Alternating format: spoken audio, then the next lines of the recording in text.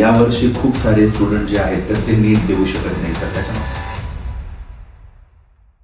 या वर्षी कोणते स्टुडंट 2025 मध्ये नीट नाही देऊ शकत? हो दीपिका, यावर्षी खूप सारे स्टुडंट जे आहेत तर ते नीट देऊ शकत नाही, तर त्याच्या मागचं सगळ्यात मोठं रिझन असं आहे की ज्या विद्यार्थ्यांनी 2024 मध्ये नीट दिलेली होती आणि त्यांनी शेवटच्या राऊंडपर्यंत काउन्सिलिंग अटेंड केलेली आहे आणि त्यांना शेवटच्या राऊंडमध्ये MBBS किंवा BDS मध्ये जर सीट जर भेटलेली असेल आणि त्या विद्यार्थ्यांनी सीट जर घेतलेली जर नसेल, म्हणजे शेवटच्या राऊंडमध्ये ज्या विद्यार्थ्यांनी